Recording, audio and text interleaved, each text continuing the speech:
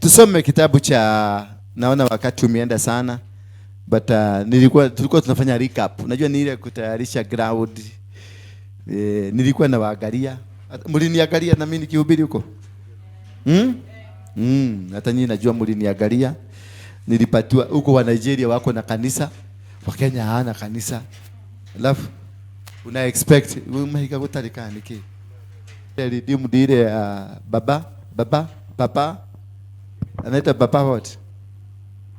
Adebayo. Papa Adebayo ako na kanisa kubwa kule, that they gave me the platform, they gave me the church to preach to Kenyans. Baba Adebayo. Adeboyo. Papa is Papa Adeboyo. And I was happy for them because hakuna kanisa ya Kenyan. Hakuna, yani wamekaa tu hivi vuguvugu, na tumefungua kanisa hapo mahali hapo tu karibu Deira, pale panaitwa Deira.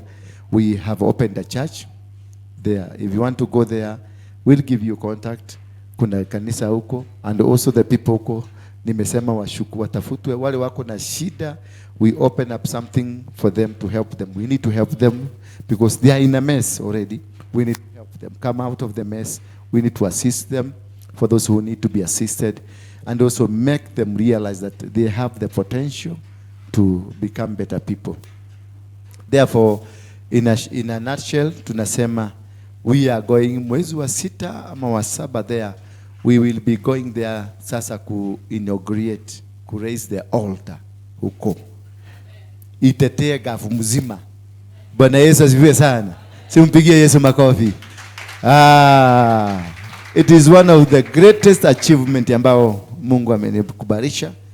Na sasa tunaanza kujipaka, tunaenda Kirinyaga kulaunch vita ya LGBTQ, pope na madawa ya kulevya na any evil ambayo imerushwa huko. We are going to launch it, and it's going to be fast and furious. Na tunaenda ku breathe fire. Sema fire. Tunaenda ku breathe fire until order is put. Kuna mtu kunyandua mtu mwingine hapo hivyo. Vijana wetu tutawatafutia wademu. Sasa angalia msichana kama huyu, umeharibiwa, huyu ameharibiwa. Sasa mnaangaliana tu hivi.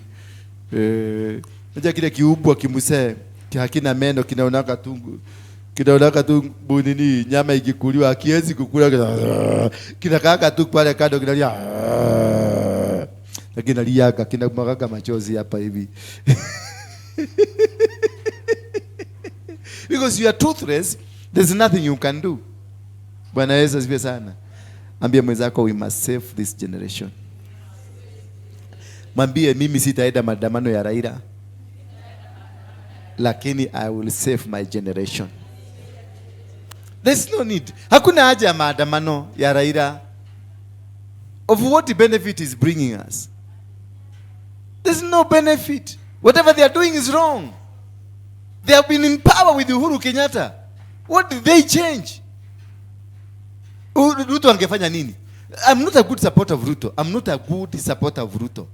Meaning I'm not his supporter.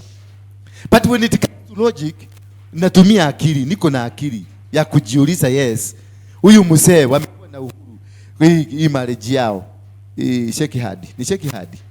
Yo all 10 years. Yeah? The same problem anafanyia maandamano, we had it when he was in control, when they were buddies with Uhuru. Ama ni changa tu walikuwa nakunywa State House. Watu wachie ujinga. Hapana. Si wampatie, hata kama wampatie 1 year, tuone venye atafanya. Wewe umeharibu economy, mlipora. Siku moja ile walikuwa na hesabu kula. Siku ile walikuwa kuna hesabiwa kula. Harambe House kwenyewe kuibiwa 200 billion shillings zilibebwa zikatoka. Na huyu Kevuchi na wengine walichukua one day, wakachukua wakaenda nazo. Nao unakuja unaambia mtu tunataka ulisema 100 days tupatie ama to get State House. No. Hiyo mambo ya free mason watu wachishe. Hiyo mambo ya na usikue Mjaruo sasa, kwa sababu ni Mjaruo uende ukarusha hata kwa sababu yeye Uhuru ni Mgikuyu uende ukafanya. No, use your brain. This is a time to use your brain. Let's love our country. Wacha tutakie country, tukifanya maandamano kazi imekuwa, mabarabara zimekuwa, we are losing more. We are not getting anything. We are losing. The more we do the demonstration, the more roads zinafungwa, the more the economy, mafuta hiyo imepanda, kila kitu inapanda. Sasa mtu huyu mnataka afanye nini? Mimi simpendi, lakini mnataka afanye nini? Ati juzi kupendi, sasa nikute umezuiliwa kukula, ni support usikule? Hapana, nitasema mpatieni chakula na nitakusaidia tu apige, alafu nikuulize, unajua sikupendi.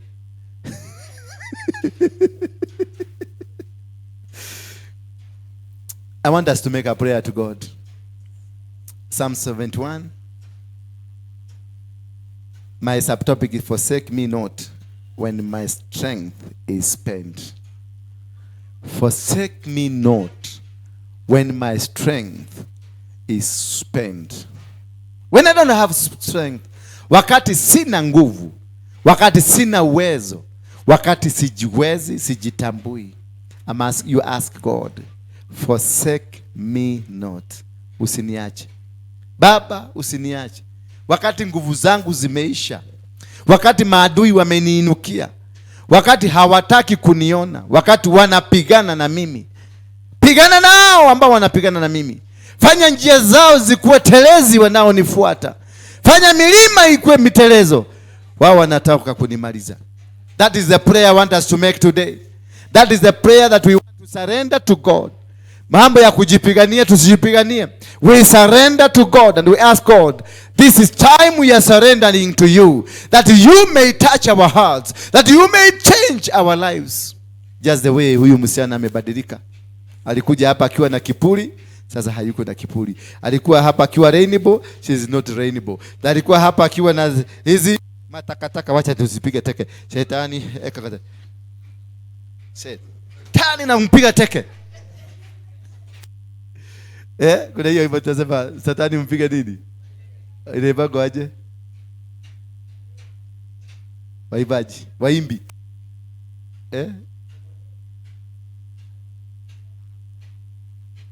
Hiyo achana na hiyo. Kuna mwingine mateke, sio hiyo. Hiyo ni yakale ule size 9.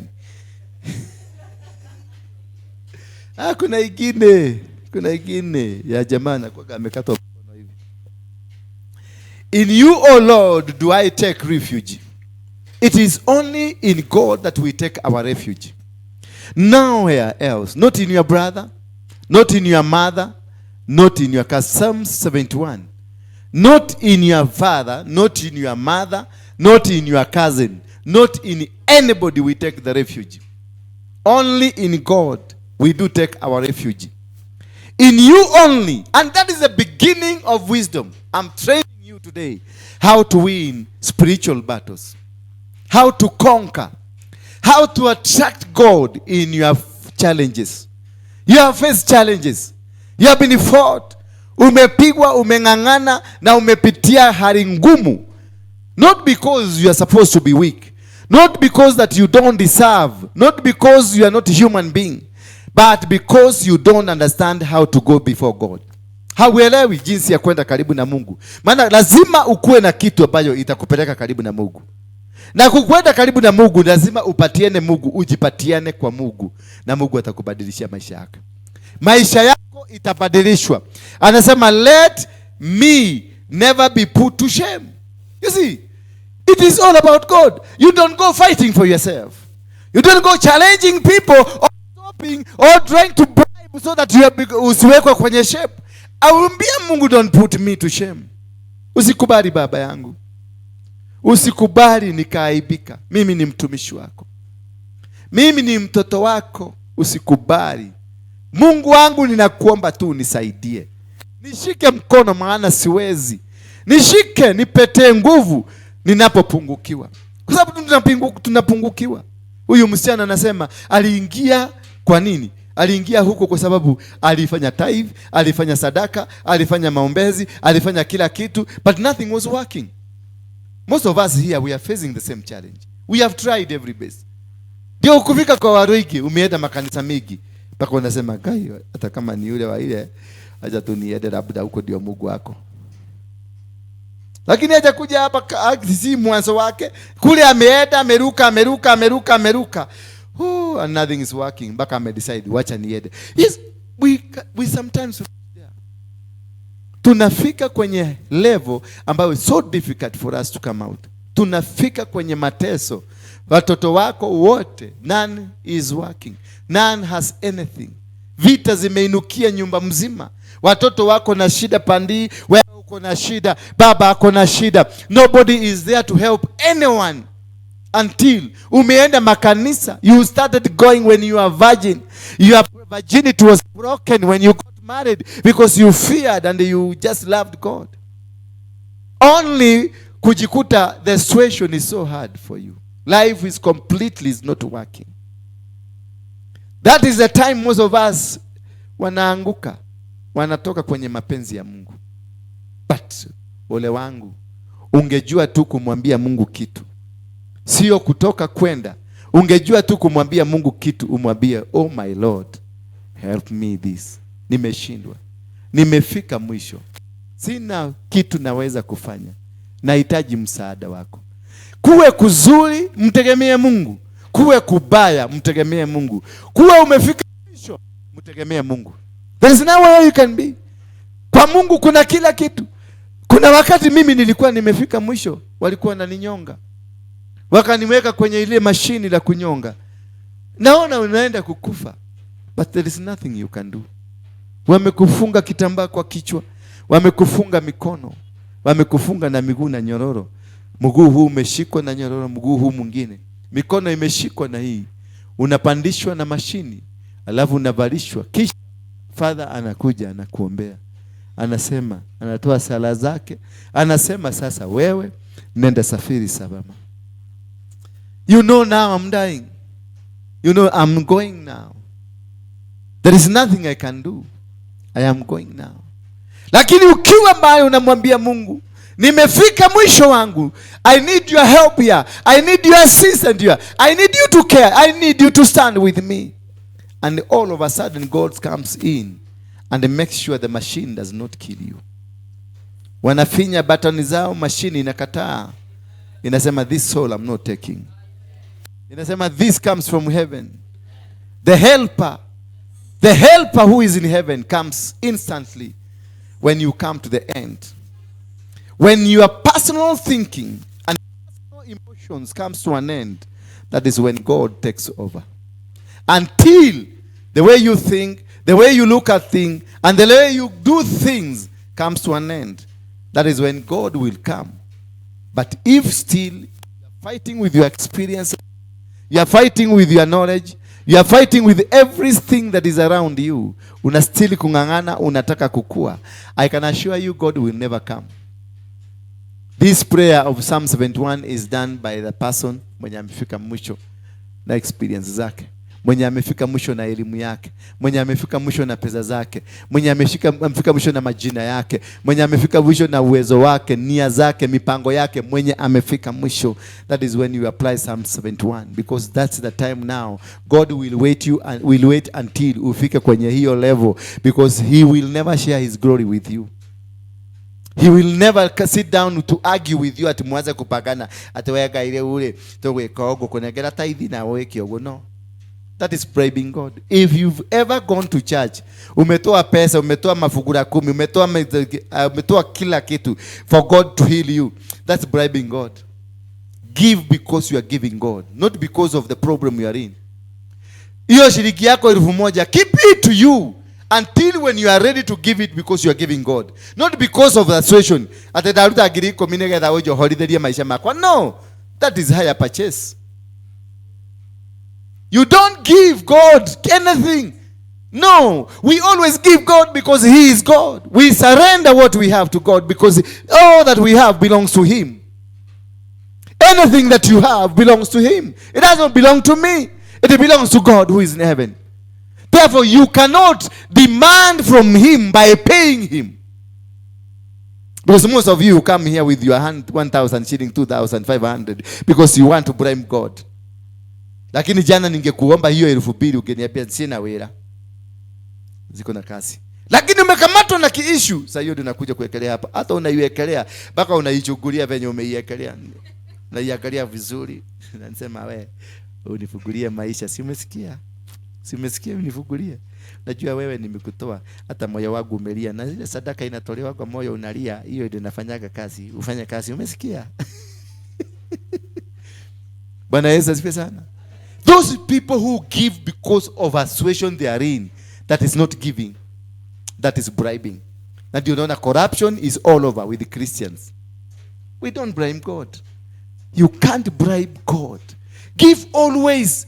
When you are healthy, that is the time you surrender to God. When you are at peace, that's the time you surrender to God. When you are when you unakula matunda mazuri, saa hiyo ndio unamtaja Mungu zaidi. Saa hiyo ndio unasaidiana zaidi. That is the time you give more.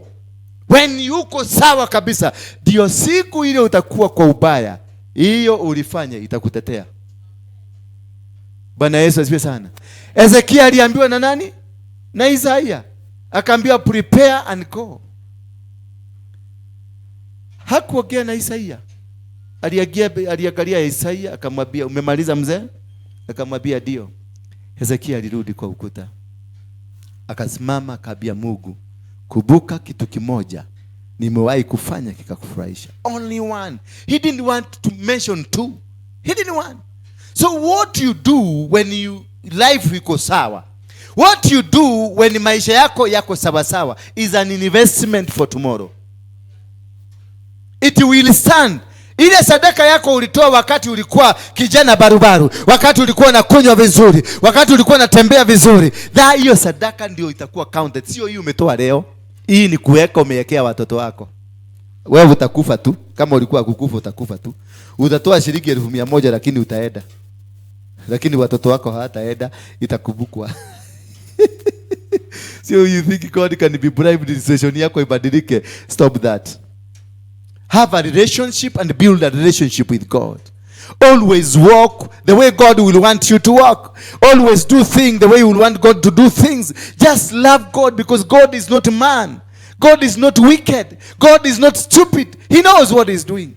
And he loves you. That is why he has given you the opportunity. That is why he has given you this chance. Now do good things when you are at the position of giving. Don't give things. Don't give money. Ukuja kuniambia darebesha. Ni moja darebesha. Nilikuwa na pesa. Kama ni siku hizo ningesema tu hizi vitu zote zibadilike. Sasa nakwambia so zilienda wapi? Kai, shetani alikuja akaniingilia. Zikakuja zikaenda zote. Nani alifungua mlango wa shetani? Because shetani hakujagi bila invitation. Both God and the devil, we invite them. The devil will not come. Hiyo shida uko nayo unasema ni ya shetani. Who invited the devil into your life? God is not nimemfanyia. Nimemwambia sema Bwana Yesu, nimekuja. Nisamehe dhambi zangu. You invite Jesus. Jesus will never impose himself to you. The same, the devil himself, Lucifer, will never impose himself to you. Kama unakuja kusema shetani amenipiga, shetani amenifanya, you opened the door, you invited him, and you gave him a seat. That is why he's seated in your heart.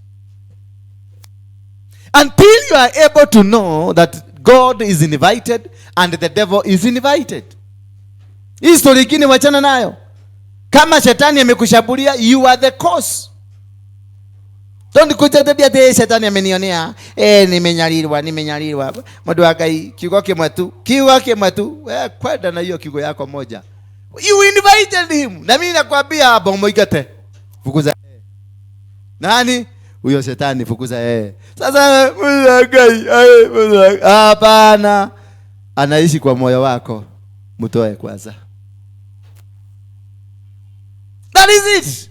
Shetani haishiki kwa nyumba, anaishiki kwa moyo wako. Na hii moyo nani alifungua moyo? Ni wewe. So kabla ukuje nikupatie neno moja, kabla ukuje for that one word, Father kwa wape umurute. Nigetha tuhote kwaria. Nigetha bosi yako agaire to ningeigua oneka ina bosi ino yako ali tumutafutie nafasi. Si ndio? Huwezi kuigiza mtu kwa nyumba ya kukoboa na kuna mtu mwingine tenant. You must remove the one ule yako bele ndio weke tenant mwingine. Bwana Yesu asifiwe sana. So kama unajua shetani amekupiga, kama unajua you are under attack now, kama unajua biashara yako imeanguka, kama unajua familia yako is not upstanding, kama unajua you have a challenge from the devil, mtoe kwanza. Ndio mkono wako, sema shetani, najua uko kwangu, najua uko kwa moyo wangu. Inua mkono juu, kila mtu inua mkono juu. Tei wetu ule muriega, ule muria hono kumugathie ginya kweteni huko. Sasa sema shetani, inua mkono mzuri, nyosha mkono. Nyosha mkono kama hauna ibilisi kwa jegeke. Inua mikono yote mbili sasa. Sema shetani, inua mikono yote mbili. Inua mikono, sema shetani, kutoka leo hama. Hama kutoka kwangu, kwa sababu bosi anakuja. Sema bosi anakuja. Bosi anakuja. Sema amen. In Jesus name. Your deliverance is already done. Your deliverance is already done. That is the simplest thing you can ever do. Hivyo tu, hiyo shida unapitia brother, ni shetani. Hiyo bangi unavuta, hiyo miraa unakula, hiyo sharati unafanya, it's you invited. Ate motivation yako wewe adukata. Nimeshika hebu kuja tena nikushike, wapata story ya kuandika. Atakaka wakiandika breaking news. Nashika hivi. No gwe kumonyitete. Usho muhuja ni agoa.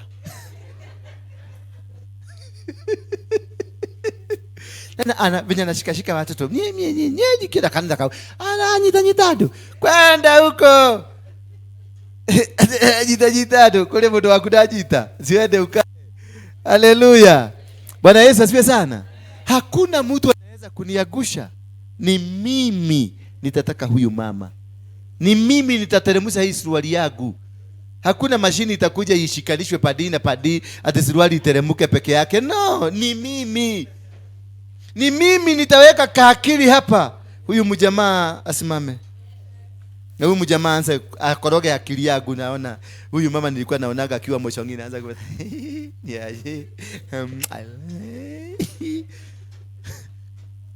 me. Ati nani anaweza kuniangusha? How? Ungekuithia atia? Ungekuithia atia? Tutaenda kitanda na mimi na wewe. Sikukuwekelea hapa. Unajua unaweza kusema nilikuwekelea. Kwa hapa kwa nikakubeba nikakupeleka mpaka kwa nyumba, nikakuangusha chini, nikaambia maguvu zangu toe suruali. Na unateremka alafu kuja toa suruali inateremka. No. Tulikubaliana. Ndio nikupeleke kwangu nikurepu, kwa sababu utaenda kusema nilikurepu. Ulibebwa na ndege gani ikakupeleka huko? Ulikuwa umefugwa macho?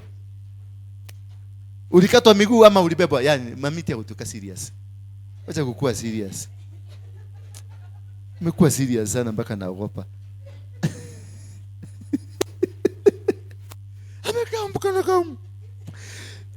No. Never be lied to. If it's me, I'm going to bed to do with you. I have the desire. I planned for it. Bwana Yesu asifiwe sana. I planned for it. I organized how you are going to go. Na tukaingia kwa kitanda. Troza haikuteremshwa na mashini, si hydraulic. Hii troza yangu haina hydraulic. Hii ni mimi nafungua hapa. Natembea hapa nafungua karibu. Nateremsha. Nayekelea pale vizuri, naenda nafanya misuli na nyorosha. Na kama sina nguvu naenda nanunua kale ka tablet ka blue na mesa. Alafu ndasema shetani amenishabulia. Tenyaliletwa ni ngoma. Ngoma ni wewe ndio shetani. Wewe ndio shetani. Wacha kusema tu shetani amekunyalida. Unajua kuna vitu vingine shetani anaulizaga Mungu, anataka anauliza Mungu. Hata kweli tuseme ukweli, huyu si mimi. Dire hoti ni eno nego maana na kuokera. Huyu ni shetani kuniliko. Bwana Yesu asifiwe sana. So don't be holier than thou. Because you ati uliokoka miaka 20 na kunyemelea ndio mnajua kunyemelea. Nani hapa hajai nyemelewa? Niulize kama Yesu mwenye hajafanya achukue hii mawe amgoge. Kuna mtu hapa anaweza kuchukua mawe? Hapa nyinyi wote hapa. Hapa nyinyi wa Kristo ahonokia ya. the next muko next 1 meter kuingia heaven nyinyi, ama labda muko inside heaven, nipatie mmoja hapa mmoja wenu hapa. Hakuna, including myself. Mimi kwanza ni mbaya, mimi ni kangauro. Ajua wanasemaga mapasta wengine hawakuwagi na dhambi. Ajua kuna mapasta wanakanyaga, unaona venye anakanyanga hana dhambi, na masecurity wa kuchunga dhambi simkaribie. Every single, kama uliamuka asubuhi, kama uliamuka uliingia kwa the world that is full of challenges. Unaweza kosa kufanya usherati, lakini ulitamania, uliona kimama. Kama sasa ulikuja ukasema, na huyu pasta kwa msupu. Sidio? Sidio, ni kuongea tunaongea. We are talking. It's a general talk.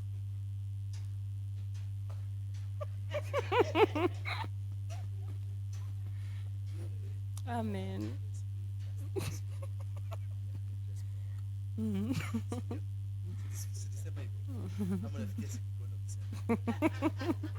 Alisema hiyo ni matamanio, na Biblia inasema nini? Usitamani. Wewe ambao umetamani na mwenye amefanya, you are one and the same. Usifikirie tu kwenda hapo ndio shida, hata ile ama ile unaona baka uko na bibi hapa, tuseme hebu simama mami, toka huyu ni mke wangu, alafu hiki kinapita, hebu pita, hiki kinapita. Sasa tunaenda hivi, kinapita, unakuta naangalia. Na niko na nani? Niko na maembe, niko na baba. Unasikia mpaka bibi anakuuliza nekee modo. Umesahau niko hapa. Already huyo mzee ashakula. Mimi nikikuja, kuna mama nimechugulia hapa, alikuwa msupu sana hapa, ni kitu na polisi nimemchugulia hivi karibu nigoge gari. Nimefanya already, nimekuja hapa, niliingia pale nikajifugia, nikapiga magoti, nikaambia Mungu nisamee, nilikula moto. Every day learn how to repent. Every single minute repent.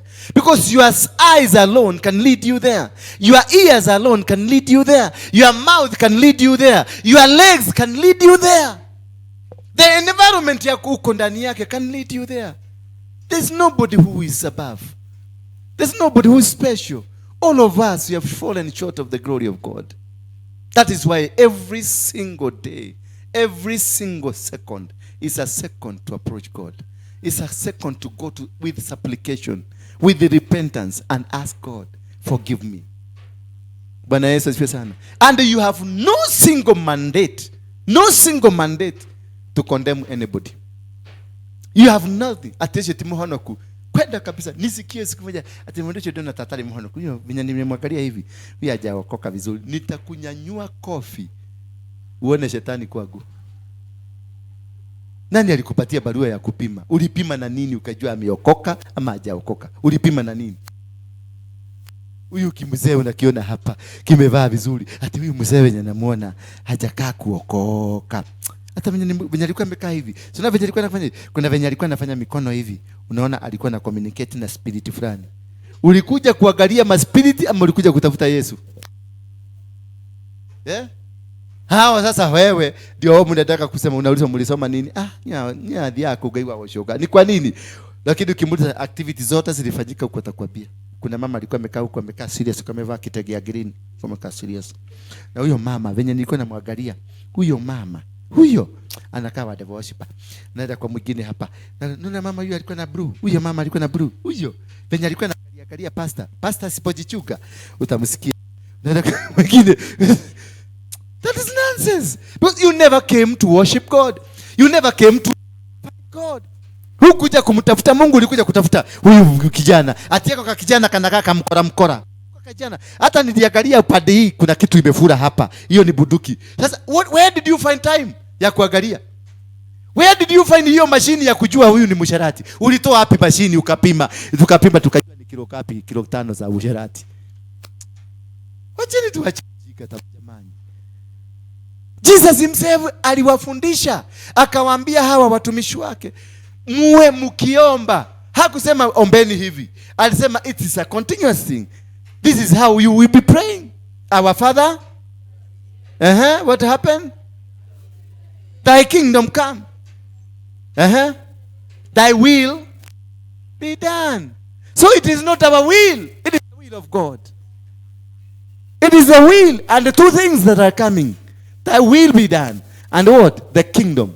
The kingdom is the principles, the discipline, the teaching, the doctrine za huko biguni zikuje zikutembele maana hauna. You are empty. Hauna chochote. That is why he said, thy kingdom come. Udhamaki wa igoroke, udhamaki ni sheria za binguni zikuje kwako. Na zitakapofika kwako, the will of the kingdom be done. You don't have a will. When you come to Jesus Christ, there is no will. You don't have a will. When it comes to God, there is no will. You don't have a will. It must be the will of God to be done unto you. It must the will of God for that business to start. It must be the will of God for that church to start. It must be the will of God for the salvation to come unto you. It must be the will of God for anything to happen. And because the kingdom has come, the doctrine, the teaching, the commandments, the laws, the sharias have come. And then the will of those doctrine to happen into you. Hello. That is what we need from heaven. That is what we need from our Father in heaven. We need to be prayerful. And for the will of God to happen to you, you must be prayerful. You must look for God. In verse number 2, in your righteousness, deliver me and rescue me. Incline your ear to me and save me. In his righteousness. Not in my righteousness. Because I am not. Mimi ni tubutubu, mimi ni mchafu, mimi nanuka.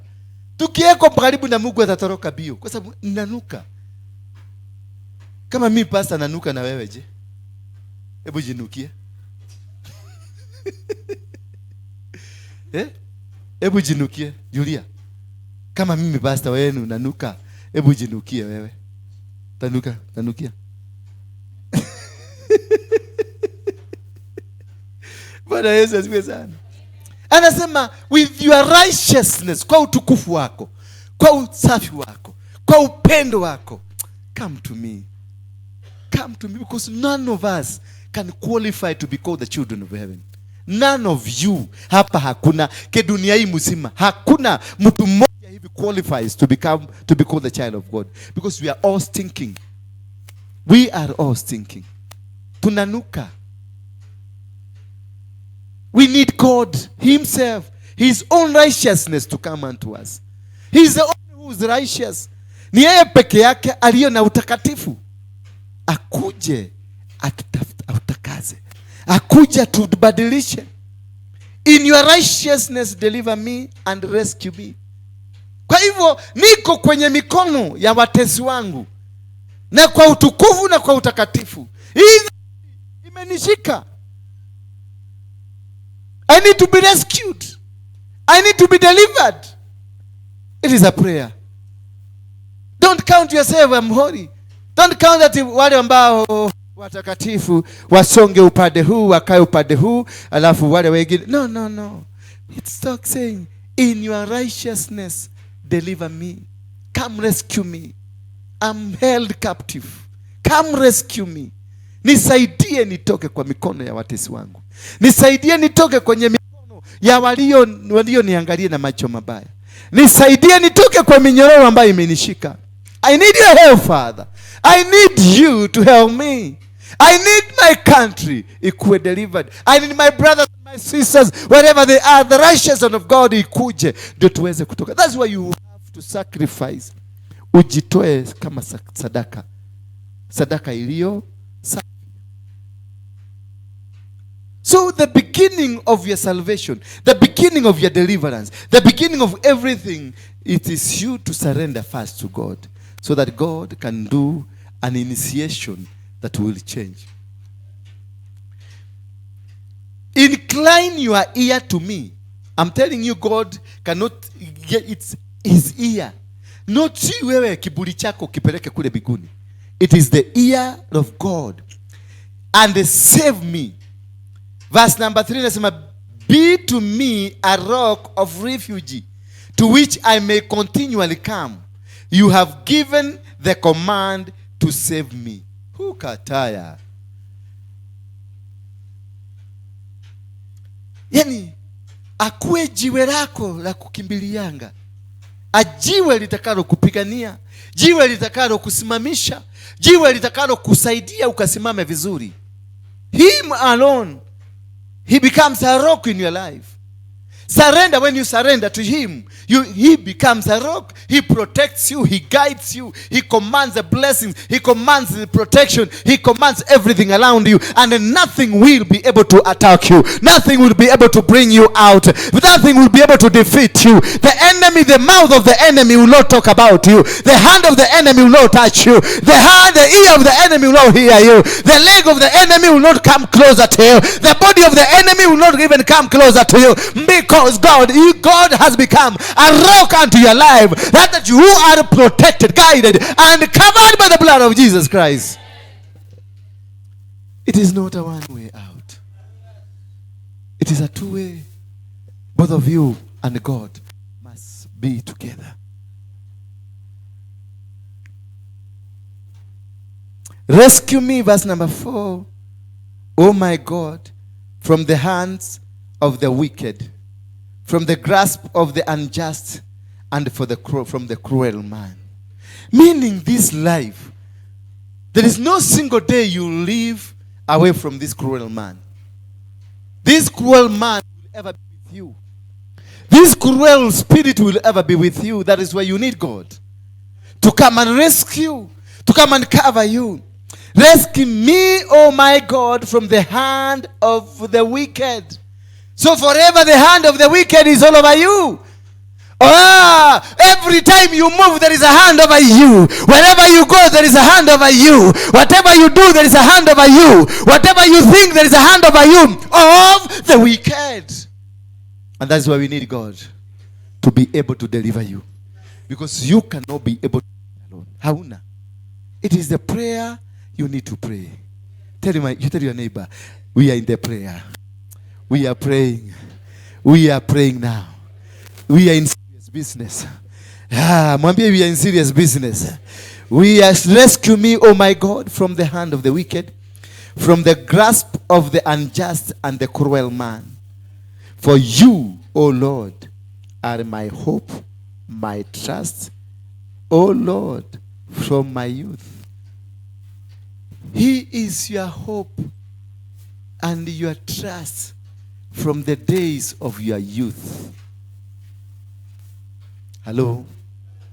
He is your hope and the trust he is to you from the days of youth. Not from the days of yesterday, from today, not from just a moment ago, but from the day of your youth, from the single day you were born. He is your hope and your trust. Only to him we trust. Only to him we give, we surrender to. Only to him we say indeed, E Mungu wetu, we are here to be saved by you. He is the hope, not in man. He is the trust, not in man. In him alone we have hope. In him alone we have the trust. Ni kuinua Mungu. Huyu mjamaa anamuinua Mungu. You have to praise God. You have to put God in his position. Not getting oh baba rina kete yanda lama keta ya ramakaha. Oh baba ninakuitesha. Sina kazi hata wewe unajua. Sina nyumba hata renti sina hata wewe unajua. Si unaelewa tu watu wamefukuza shule. Hiyo ni ujinga. Bembeleza Mungu. Muinue, mpatie sifa kochokocho. Mpatie sifa kochokocho. Anafurahi. God is a man. God is a man. Yes. Tende waje roke. Hatuna sukari. Hatuna mafuta. Hata sabuni hakuna. Mimi nikupatie.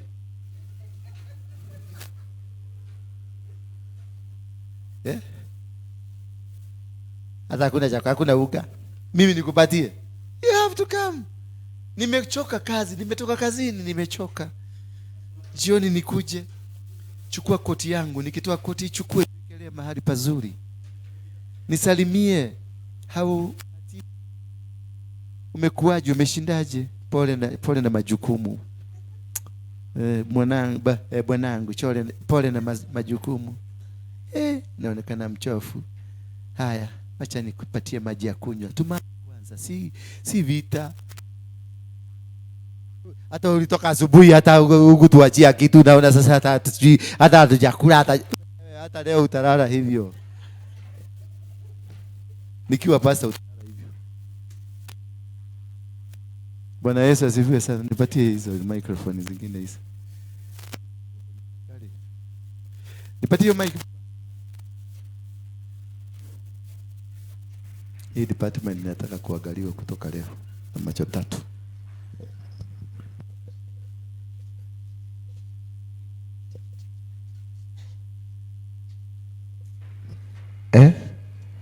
Ule tutikolia ule Wakikuyu ndivyo wanakuaga hivyo, kwa sababu wale wa Nyeri akijishika hivi no, bwana nabebelezwa. Hata kama unajua I am the man, yes, ni mimi ni bwana yako. Hakuna siku itabadilika. Na ile pesa nimetengeneza kwa sababu yako. That's why I'm going to work, because I have children. That's why I'm going to work, because I have ABCD. Do you get me now? So nipembeleze. That's the ego that is in us. The same ego God has. God is man. He's a man. Unangi kale kijana kako kale mvulana kako kadogo. Ukikambia kafanya, unaona kana liga kanajifanya hata kasiki. Lakini kamwambia John, nitakuletea kitu. Mom, naona mpaka kanakuja hapa kwa mguu kana kushikashika. Ndio unaona wanaume wengi hawapendi wa baba. My sons will not come to me, they will go to their mother, because wanataka mahali wataonekana ni wanaume. Unajua mimi hapa nawaambia wewe, kaa chini. Sasa amefika 18 years na mwambia kaa chini ataniondokea. Lakini akienda kwa mama anambia baba umekula. That's how God, we need to pamper God. Unampampa, unampatia maneno mazuri. Before si kumrukilia kama baisikeli ya kuiba. Hapana, ni kumpampa, unamwapia maneno matamu mazuri ya kitu kizuri. Lakini kwa sababu wewe unataka miracle aliyokigwa kemwe. Nena neno moja tu na Mungu atatenda mbinguni. Unajua mimi nitanena kwa sababu hujui kule nimelala nikimubebeleza ananisikia. Mbona wewe usifikie hiyo level? Ungangane umubebeleze mpaka akusikie, ukimuitisha inakuja. Mimi hakuna kitu leo hivi venye pale nimelala kwa kichaka. Nimetoka kwa ndege straight nikaenda kichaka ya Gong. Kutoka kwa ndege straight nimelala kwa kichaka. Nimetoka huko gari ziko, nimebadilishia nguo hapa. Kwa nini? Nilienda kubebeleza huyo mzee. Nikampepeleza, nipatie neno la kufundisha watoto wako. Baba, ninajua wewe hakuna baba mwingine niko na wewe. Hakuna si kumwambia anipatie gari ama anipatie pesa ama nini. Hapana, nilimbebeleza tu nikamwambia ninaenda kufanya kazi yako. Nifundishe tu venye nitaenda kuwafundisha, maana sina uwezo, sina neno hata moja. Si mimi sina, lakini nakuomba tu unisaidie niende, nikifika huko nipate neno ya kuwafundisha. Bwana Yesu asifiwe sana. Ndio Mungu akaniambia ukiingia tu hivi kuna msichana atakuwa amekaa mahali fulani na hako na kefini. Na huyo ni lesbian, ni LGBTQ. Sasa nimekuja hapa nimeangalia nikaona ndio yule. Nikajua I am in my position sasa. God ukiona sasa Mungu amekupatia hivyo, unajua today it is the day. Hakuna kitu naweza kukosa kuitisha hivi niitishe.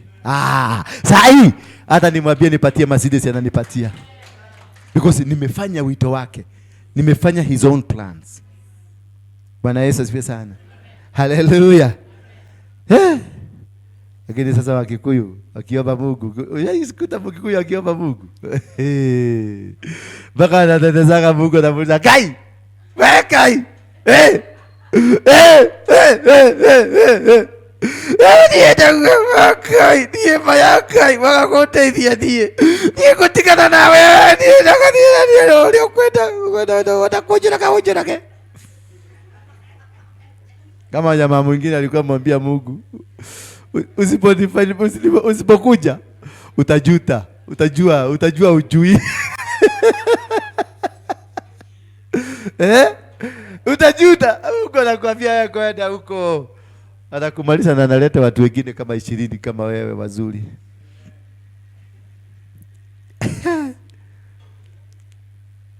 Number 6 nasema, upon you I have leaned from before my birth. From before? Upon you I have leaned from before my birth. You are he who took me from my mother's womb. Unaona sifa? Kocho. Huyu mzee hajaitisha kitu. Hajaitisha.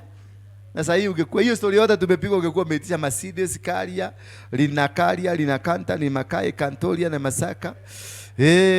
Unipatia Linot na Kari, iliyo na Karia na baisikeli na kuta. Limakaya Teria.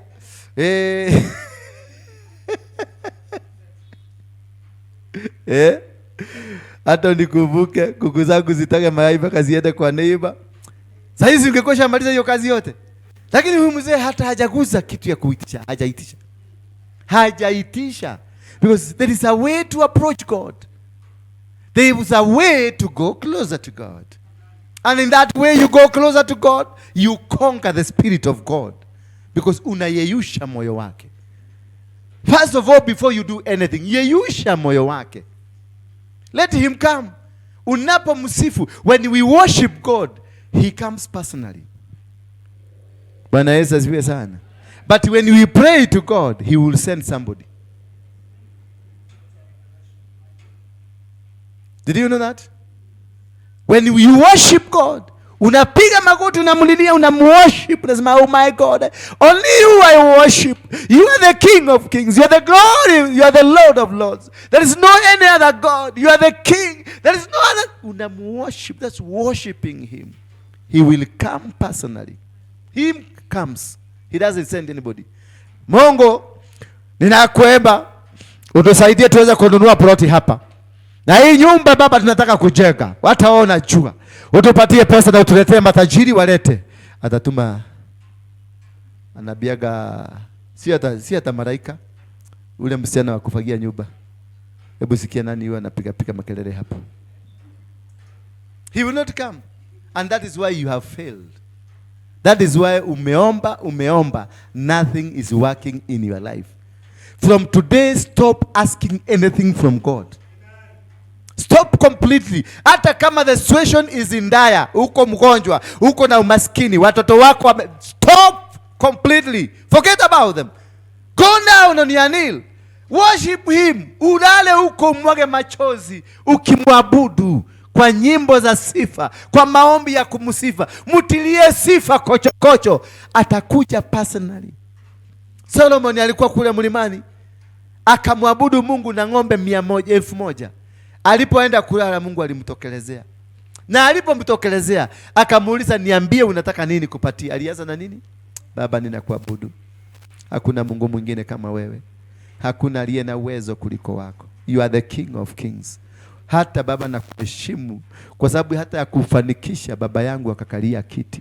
Asante Baba, maana vyote vimefanyika kwa upendo wako. Kila kitu ninakuomba tu, ile nataka unisaidie, unipe hekima nikaokose watu wako. Hiyo tu.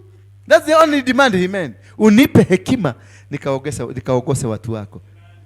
And God gave him even everything that he didn't ask for. And that is how and what we need to do. Wacha na maombi ya kuitisha. Unaandika listi mrefu ya dimadi, kijiko, sufuria, kroko na nini, na dawa ya kuua kuguni. Zote umeziweka kwa listi. Unaomba Mungu akupatie dawa ya kuweka kuguni. Hata ule mtu na ule wa kuua mende na suya. Au gagi na wewe.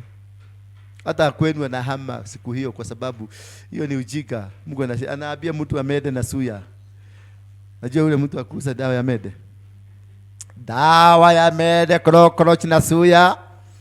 inaua mara moja. Dawa ya mede krokoji na suya ya kuua mara moja, na kama huamini ulete ni tujaribu na wewe. Huyo mtu anahamishwa. Kwa sababu ulienda kuwekea kwako kuna dhuya, kwako kuna krokoji, kwako kuna no, you don't give God. God knows what you want even before you open your mouth. God is a jealous God.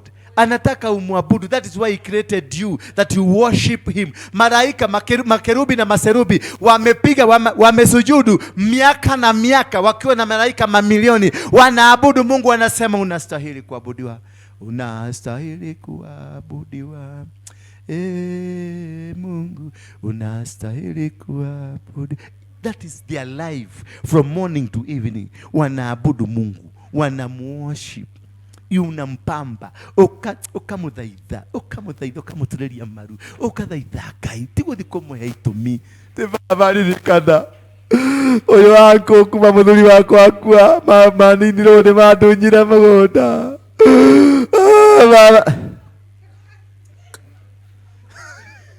ningekuwa Mungu ningekuwa nateremka na kiboko unanisumbua unfortunately mimi kizungu baba nilikana desiko anawagira wendo ya muthuri watumia adigwa na niwe woragira muthuri wewe ndio liua wewe ndio lijipeleka alafu kwenda kaambia mimi wewe kama umeua huo na mimi si utanimaliza. Bwana Yesu asifiwe sana. Tell your neighbor you don't need to demand from God. You need to worship God. Just worship him, mama. Worship him for those boys and the daughters you have. Just go and worship him. Stop those demands you've been making to God. Wacha hiyo ati lamentation Mungu. Tangulini. Mungu tangulini. Baka inakuwa sasa kumutishia. Mungu tangulini Mungu. Mungu tangulini. Cha ujinga. Tangulini utakufa na usikwe na dunia iendelee. Na hakuna kitu ataona kimefanyika. Hata jua nikuambia tabia kuna watu karibu 10,000 wamekufa na wamezikwa. Hataki kujua hesabu ni nani alikufa. Na life inaendelea. But when you worship God, he knows you by name. When you worship him, he knows you. Anasema angalia Consolata ni nini anataka. Angalia Mwaneki anataka nini. Angalieni weneni mkamshughulikie. Because umemuworship mpaka ukayeyusha moyo wake ukayeyuka. Hallelujah. Mwambie neighbor lazima ubadilishe leo. Kwa Mungu hakuna mang'aa. Mwambie kwa Mungu hakuna mang'aa. Mwambie akisikia. Mwambie kwa Mungu hakuna mang'aa. Mwambie mwangalie. Mwambie kwa Mungu hakuna mang'aa. Kwa hivyo mwambie wacha hiyo mang'aa. Hata he doesn't care about you. He doesn't care. Atamaliza Kenya mzima, si alimaliza kwa Sodom na Gomora. Aliwacha kuitwa Mungu. Acheni Mungu aitwe Mungu. Wacheni Mungu. Hallelujah. Acheni Mungu aitwe Mungu, maana ni Mungu. And nothing you will change. Makerubi wako wakumwimbia. You are useless. Makerubi na maserubi wako wanamwimbia. Malaika wanamwimbia kila siku asubuhi, saa hizi wanamwimbia, wataendelea kumwimbia, watalala wakimwimbia, miaka yote wanamwimbia. Sasa wewe ni nani? Wewe ni nani? Hawa aendagi choo, wewe unaendaga choo. Wewe ni nani? Tafuta namna utengeneze urafiki na Mungu. Na kutafuta, make him a friend. Hallelujah. Bwana asifiwe sana. Aya, kama boye kile nini? Kai, mnimepoeka na mimi.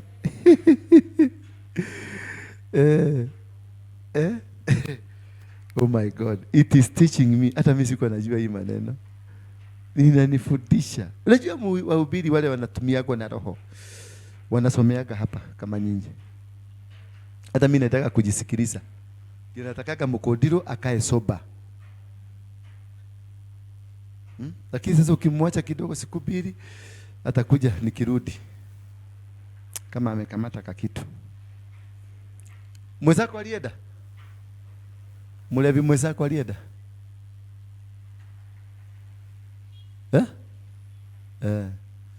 Alikuwa pale.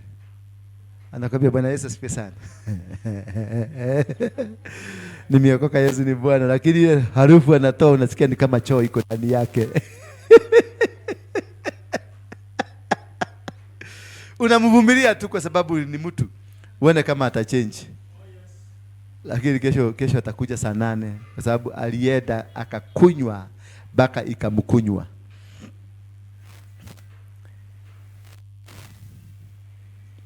Upon you I have leaned. Verse number 6. From before my birth, my praise is continually of you. What? My praise is continually of you. Hakusema ati sasa neto huroke neto hoi neto si kuopa. Now I'm not training you kuopa. I'm not a mtu wa kuopa. Mimi si maskini. Wale watu wa kuoba ni maskini. Kama wewe ni mtu wa kuoba, wewe ni maskini. I'm training you how to worship God. Bwana Yesu asifiwe sana. Hata ile tohoa yake. Yeye ni todo epua. Tasi unaenda kuoba. Sio nanga kichokora kikunagi zaidi unakiambia weda. Ushakutana kichokora kinakuita mama. Unakiambia enda kwa mama yako, mimi si mama yako. Kinakusubua kitakuja, ukienda hivi kitakuja, ukienda hivi hivyo ndivyo huku unaonekana biguni. Kama yeye ni mtu wa kuoba, unaigwa. Sisi wa Kristo si watu wa kuoba. Sisi wa Kristo ni watu wa kumwabudu Mungu. Bwana Yesu asifiwe sana. Sisi si watu ate hoete. Nataka kusikiliza tu niambie statement ya kwanza. Tumeomba. Tumeomba. Mimi nakuondokeaga pole naenda. Sababu najua this is a beggar. Na huyu amekuja kuniagusha. Huyu anakuja kunirudisha huko kwa umaskini. I'm not a beggar. I'm not maskini. I am a worshipper. And when you worship God, he told Solomon, he gave Solomon even that which he had not given him. Anything Solomon never requested for anything apart from one thing. Wisdom. Who is the richest until today?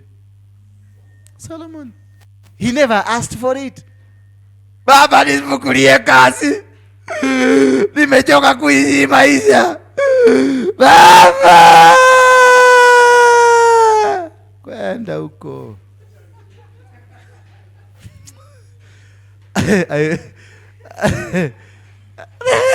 Asa nalilia nani? Mungu nitondikea. Mungu nitondikea anasema I never share glory. Niende Ngai wewe iru. Mimi ni Mungu anakuaga na wivu. Sasa unacheza na mtu ako na wivu. Ati anasema ni you either follow me or I kill you. Na ajali na anakumaliza na una meso na dunia. Na hiyo story yako inaisha. Na inaisha aje? Hivyo. Na tunaanza kusema mwega. Pastor anakuja teri oshoke teri. Na gwa muhu oshoke muhu. Hiyo muhu inatokaga wapi? Julia umesikasika watu. Hii muhu inatokaga wapi? Teri oshoke teri na muhu oshoke muhu. Hiyo jivu. Hapana, si tumesema mchanga irudi mchanga na majivu yarudi majivu. Hiyo majivu ni gani? Tuambie wewe muhonoki wenu, muhonoki muno. Hiyo ni majivu ni gani? Inatokaga wapi?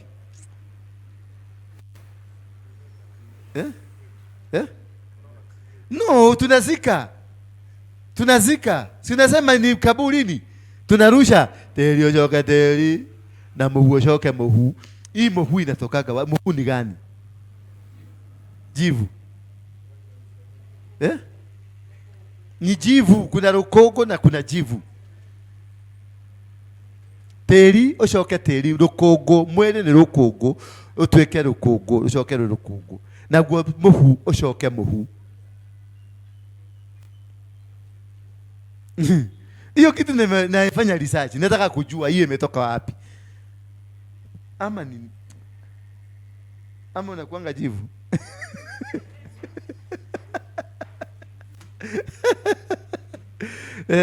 Bwana Yesu asifiwe sana. Tumekuja kujifundisha kumwabudu Mungu. Bwana Yesu asifiwe sana. Kutoka leo inua mkono wako kama utaacha kuomba Mungu. Sitaki watu wa kuomba Mungu hapa. Mungu si wa kuomba. Mungu ni wa kuabudiwa. Bwana Yesu asifiwe sana. Ambia Mungu nisaidie kujua kuabudu. Mwambie God help me. Nisaidie nijue kukuabudu. Only that is all we need. Ukimwabudu Mungu kila kitu inakuja. Hebu leo kwa sababu sitaguza mtu na kuna mtu itaombea leo. Nataka wale watu wa worship mshike microphone vizuri. Watu wa hii keyboard, sijui na hii keyboard nimesikia, sijui kama ulipitia huko. Uliwasalimia? Okay. Mkamate worship, nataka worship. All of you. Kama ukiweza kulala chini, ulale chini. Ukiweza kupiga magoti, upige magoti yako chini. Ukiweza kusimama, the way God will help you to do it. Tuende 1 hour worship. Na sio tule tulibo tunusu. Unajua mama wa Kikuyu wanaibaga inakuwa one stanza ya 3 seconds mpaka mtu wa keyboard anachanganyikiwa. Unasikia Kiswahili ameruka Kiswahili, amerudi Kikuyu, ameenda Kijaruo, ameenda nini, within second bili imba mwisho, imba wimbo ifike iende kama vifungo ngapi, kama 3 vizuri malisa. Nikasikia siku nyingine ni mnaruka kamoja na kuitisha microphone. Natuma mtu muitisha microphone. Sasa unachanganya huyu na huyu, hawa wanategemea huyu sana. Hii ndio inafanya kama wanaimba vizuri. Bwana Yesu asifiwe sana. Sasa huyu umemchanganya. O malo Jesus, o malo Yesu, yo malo. Yesu nya. Yesu katakawaya.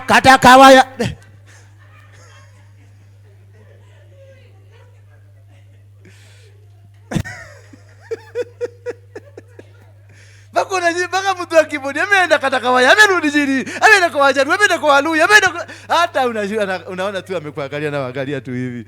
Muendelee tu. Complete. Chukua wimbo mzima. Worship until the Lord comes.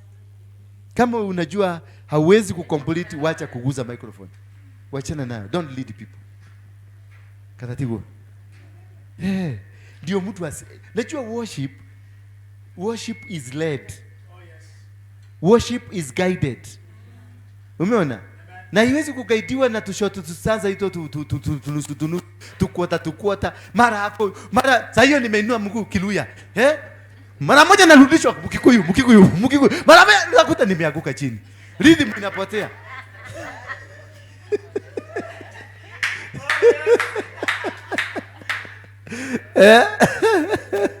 Bwana Yesu asifiwe sana. Today I want us to worship God. And anybody, if you have a disease in your body, haitoki pale. Haitoki pale. If you have a challenge in your life, haitoki pale. Bwana Yesu asifiwe sana. Kama ujui kuabudu kwa maombi, just sing. Kama ujui kumulilia Mungu, kumwabudu, kumusifu, kumuinua, kumwekelea kwa mesa, kumuletea vitu vizuri. Anakula vitu vizuri. Don't do it. Just sing, worship. Ufuata ule wenye anaongoza. Lakini kama unajua kulikira kwa maombi ya kumwabudu Mungu, wewe uigie tu, uzame mpaka uende mpaka dunia ya 7, ulimwengu wa 7. Kuna kuzama mpaka unafikia. Unajua kuna levels, kuna the first heaven, second heaven, third heaven, fourth heaven, fifth heaven, mpaka the seventh heaven. Upenye mpaka ufike seventh heaven. Utakuja na mabagi hivi. Utakuja na mabagi umebeba za mabaraka. Amen. Bwana Yesu asifiwe sana. That is where today I want us to get into. Vipawa vitashuka, watu watadhia marika ataya. Linai kelia na pikipiki na baisikeli kelia zitakuja hapa leo.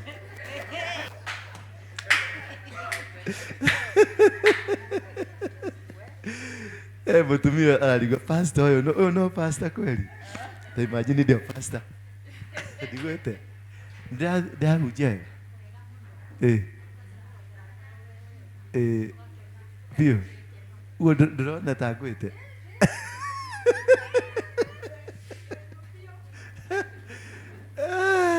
Yeah, na mbeba na ndege. Nikustiraha ya kubeba na ndege.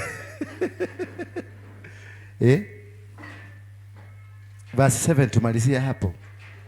I have been a portent to many, but you are my strong refuge. Ati nimekuwa mtu dhata kwa watu wengi, lakini wewe tu umekuwa refuge yangu. Unaona?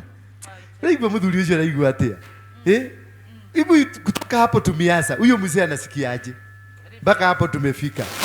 Yaani mpaka namwambia atoya magu mana makanyo na dhata. Wananionanga wanaona tasa, lakini wewe tu baba naonanga mtu. Unanionanga nikiwa mzuri. Najua hapo ameweka dimadi. Hivyo ndivyo Mungu anadanganyagwa. Unamwekea dimadi na kakitu from back door. Unajua wewe ni dhata, lakini naambia hawa watu wote wananionaga ni dhata, lakini wewe hujawahi ona dhata. Mungu anasikia hivyo, anasema wewe mpelekeeni asijue. Mpelekeeni haraka. Bwana Yesu asifiwe sana. That is the greatness of loving God, the greatness of worshiping God, the greatness of seeing the power of God. My mouth is filled with your praise. Verse 10. Netani. Verse 8. My mouth is with your praise and with your glory all the day. My mouth iko na praise yako tu all day and your glory all day. Umesikia maombi hapo? Wewe mahoi hao. Umesikia maombi? Hakuna maombi. Mungu! Mungu! Kai. Sasa mpaka Mungu anajidwa. Hii ni nini sasa hii? Hapa ni praise tu, kumuinua Mungu, kumsifu mpaka anasifika. Hata yeye anasikia, hey, yes, anakuja. My children, what do you want? Tell me what you want. Unaona tu baraka zinakuja. By the time tumalize kuworship, utasikia nywele zako zote zimesimama, utasikia maguzbump kwa mwili, maana malaika watakuwa wameshuka. Na wakishuka, wanakuja wanakuangalia, wanajua huyu mama anahitaji. Wanakuja wanakujukana na binocular, anaangalia mwili wako. Anaona mgonjwa hii, ni mgonjwa hii. By the time akitoa hiyo binocular hivi, unasikia unasikia kitu kimetoka, unasikia kaida igwada hodha kaya. Ni nini? Kwani kumefanyika nini? Kai. Hii. Na hukuomba. Hukufanya nini? Ni kumwabudu tu. Tumwabudu tu peke yake. Tumwabudu peke yake. Do not cast me off in the time of old age. Forsake me not when my strength is spent. Forsake me not when my strength. Na hiyo si sasa anasema nikiwa mzee. Forsake me in my old age. Ameweka ya miaka mingi. Unaona huyu mzee ni mchaja. Anaenda kiweka. Ameenda kiweka ndani. Anaficha kakitu hapo. Kikitu sasa ameweka mpaka ya old age. Hapo. Amesifu mzee, anaweka old age. Anasifu mzee, anaweka health. Anasifu mzee, anaweka hapo. Yasa mzee anaachiliaga vitu zote. Manielewa? Anaachilia kila kitu. Tio kaka ajalia kiwa kemwe, ayagiwa kemwe, hiyo kiwa yako aenda weka kwa kabati. Tusimame kwa miguu yetu.